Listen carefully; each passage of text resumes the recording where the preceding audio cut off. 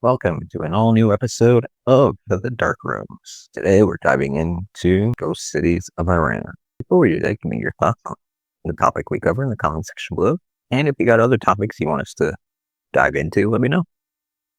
With that, let's dive right into the ghost cities of Iran. 70 kilometers northeast of Tehran, there's a city called Tardis, literally paradise in Farsi. And if you drive there today, you'll notice that half of its towers don't have windows, just dark rectangles where glass should be. Monuments marking an unfinished ghost city. Pardis is hardly alone, though. Head 70 kilometers out west and you'll find Hashgard, built for 500,000 people, home to 50,000. Reverse course and head northeast, there's Gelbala near Mashhad, 3 decades old, still waiting for residents who never came. At this rate, likely never will. This is Iran, home to 3 million empty homes. Yet in Tehran, tonight, families are literally sleeping in cemeteries because they cannot afford shelter. Their capital is the worst.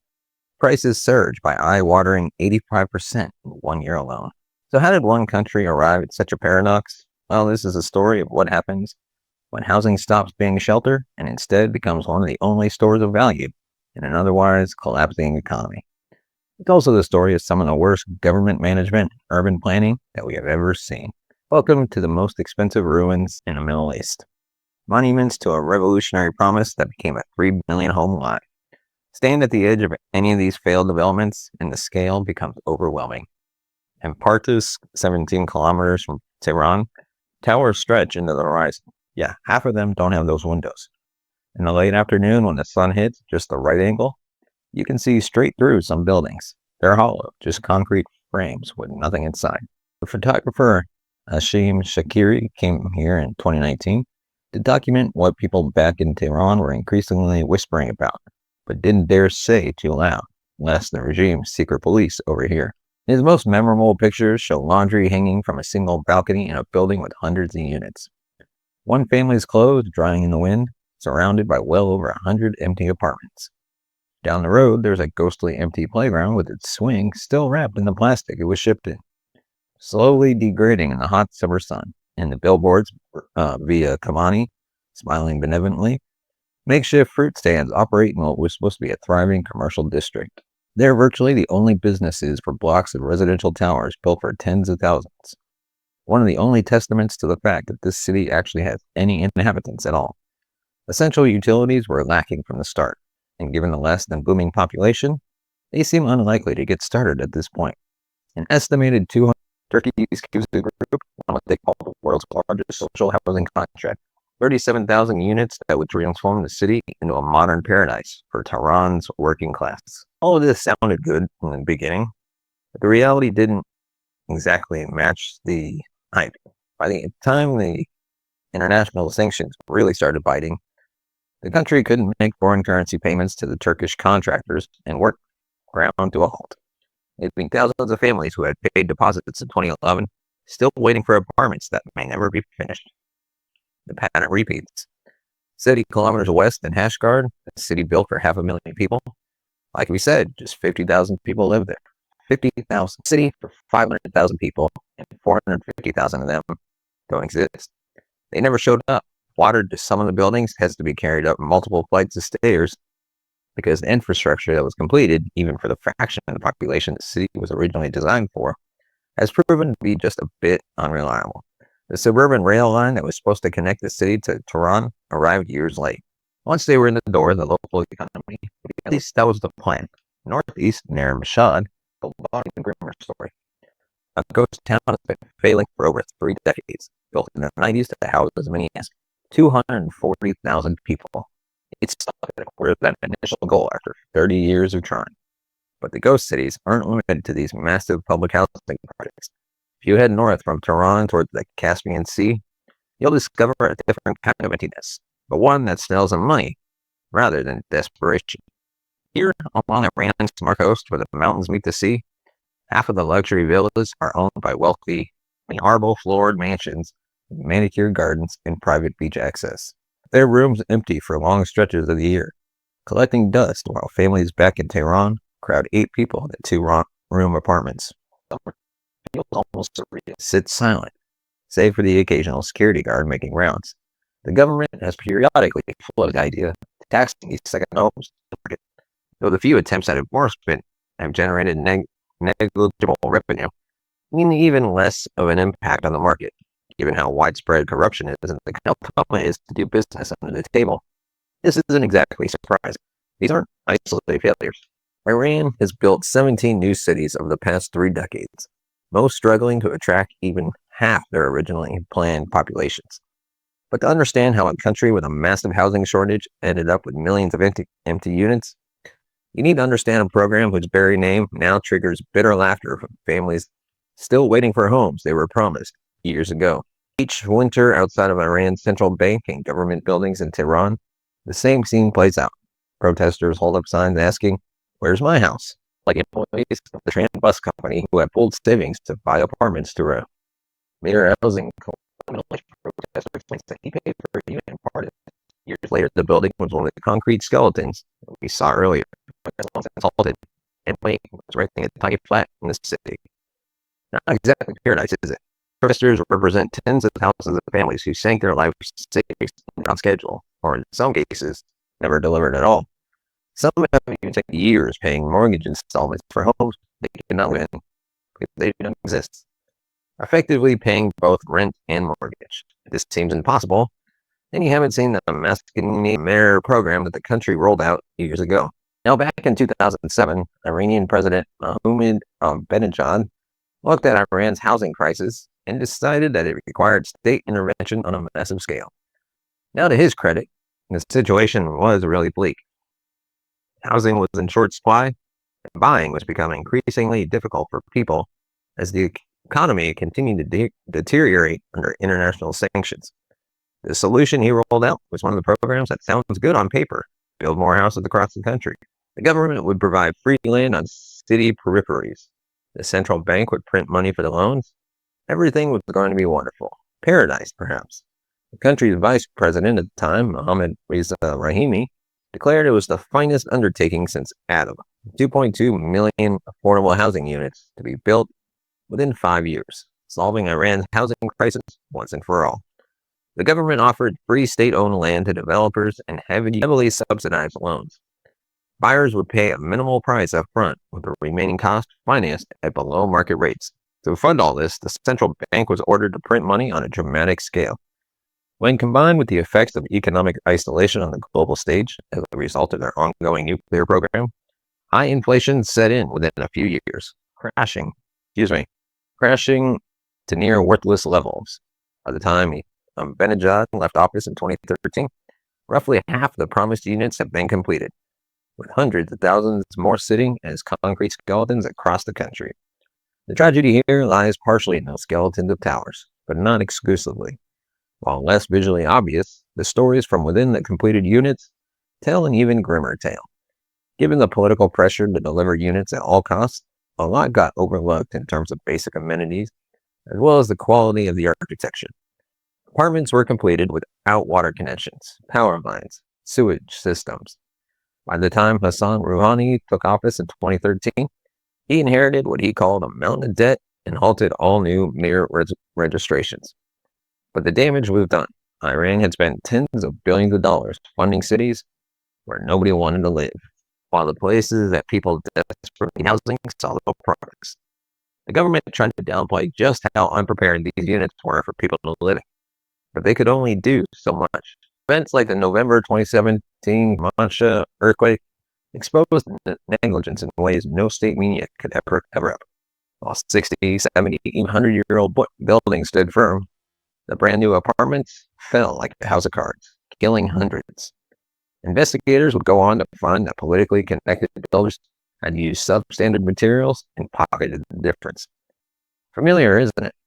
But the question remains, how was a country full of overcrowded cities experiencing such numbers of vacant housing units? Now, to understand why nearly 3 million homes sit empty while families can't afford a place to live where they actually work, you need to meet some of the people caught up in this paradox. Consider the morning routine. Families wake up at 4 a.m. to begin their commute to Tehran, spending hours each day on their way to make a living for themselves and their families. By the time they return home, their children are usually asleep. Parents report feeling like they're barely raising their children, merely working the day away in order to survive. Quartus became a cautionary tale that scared off those who thought about moving there. Who wants to be the first family in a building with 199 empty units, where the hallways echo with footsteps and there's no guarantee that elevators are going to ever work? By 2016, local media was calling it the city of nowhere. Once a development gets labeled a ghost town, it becomes a self-fulfilling prophecy. Nobody wants to move to a place that nobody wants to move to. Such sentiments represent the fundamental miscalculation at the heart of Iran's ghost cities. The government built homes where land was cheap, which meant building them where jobs weren't. Tehran, despite being so overcrowded and polluted, is where the work is, the industrial zone. Government offices, major businesses, they're all concentrated there. 15 million residents generate nearly a quarter of the country's GDP. These new towns were built quite a distance from the city center. And that sounds great, right? Well, it might have been better if the promised infrastructure to connect them to the city center actually had materialized. The Hashgard suburban rail line was supposed to open in 2010, and it finally limped into operation in 2019, nearly a decade later. And long after the city cemented its image as a half-finished, desolate place that no one wants to live in. The highways that residents who did move there had to use were clogged with traffic the closer to the city they got, making multi-hour commutes a regular occurrence. Distance is only one part of the story, though. After the '79 revolution, Iran's new leadership promoted massive families as both a religious and nationalistic duty. The government heavily restricted access to contraception, lowering the marriage age down to just 13 for girls, and portrayed having 6 children as an act of patriotism. 7 or more was downright heroic. Now, to their credit, this was effective. The population exploded from 37 million in 1979 to 83 million by 2020, with roughly 3/4 of them now living in cities that couldn't possibly accommodate such a large increase. The government got a late start on expanding housing, but was even more late to the game in terms of recognizing that this trend wasn't continuing forever. Through a variety of factors, Iran's fertility rate has plummeted from being on average over 6 children per woman to just 1.7, well below replacement level. Population growth has all but stalled and will soon be reversing course. As with much of the rest of the world, they built cities that were too late for the country's baby boom and carried on well into their current baby bust. To make matters worse, a long-standing cultural norm in the country is that in order to get married, you have to first own property.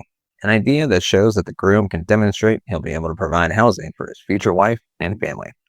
The result is that millions of young Iranians are struggling to afford to marry and start their lives. It is little wonder that marriage and as a result, birth rates have plummeted across the country. And who said that Iran and the West don't have things in common? Now, the story of why these homes stay empty while people go homeless requires understanding what housing has become in Iran's sanction-strangled, inflationary economy. Currency in freefall, keeping your money in a bank account was financial suicide. Iranians watched their life savings collapse through massive central bank printing in a matter of years. They lost 90% of its value against the US dollar between 2010 and 2025. The effects of sanctions cut off pretty much all citizens from being able to invest abroad. The average Iranian isn't exactly able to set up a Robinhood account and day trade. So those who had money they wanted to protect began parking it in the only tangible assets that they could find, which overwhelmingly meant housing. Real estate became one of the few investment options that could keep pace with inflation. So the wealthy began hoarding empty units, not as places to live, but just as a place to keep money.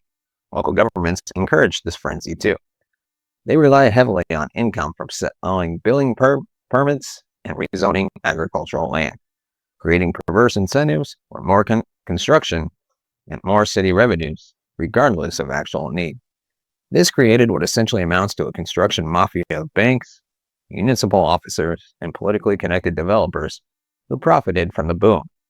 While ordinary Iranians were increasingly priced out, those with the power to do something about it were all making far too much money to stop.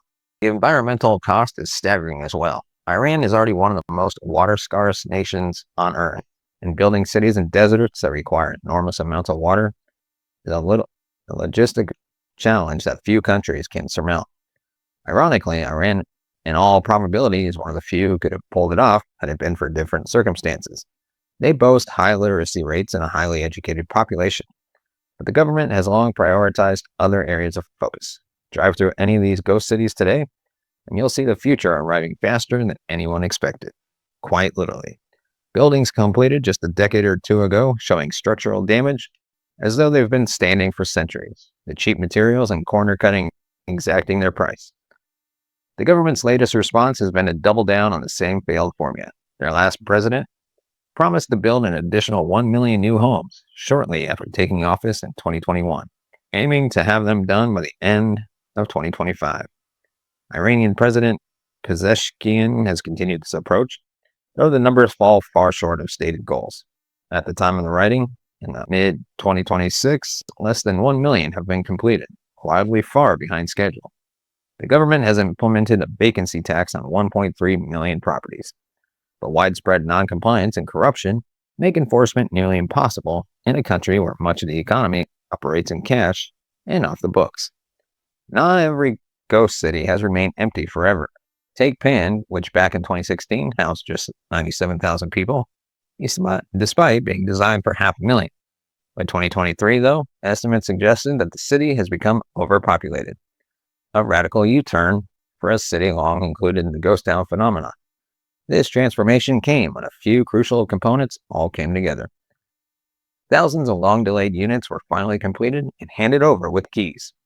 The metro line to Tehran opened in 2023 after years of promises, and housing prices in the capital simply reached levels that were so astronomical the commute from Penn started looking reasonable. Yet, despite this turnaround, the city isn't exactly thriving, having been underpopulated for so long. It was caught completely off guard by the influx over the last several years, and it shows. Recent estimates put the total number of schools at 47, when it should have been no fewer than 250. Thousands of completed apartments are still waiting for basic water hookups, and the new metro is so overcrowded that people have to wake up at the crack of dawn to ensure that they can fit on their ride. It's the perfect Iranian paradox, a ghost city that filled up faster than its infrastructure could handle, proving that even when these developments succeed, they fail in new ways. Iran's ghost cities tell us something profound about the modern world, something that increasingly seems to be true across societies and cultures the world over. Just how disconnected from human life the home can be.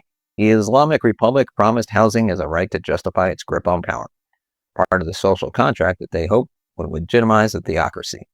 After 1979, the regime made home ownership both a religious duty and a tool of control, using state rhetoric to tie Iranian identity to property ownership. But as time wore on, the revolution met the brutal mathematics of sanctions, geography, and demographics.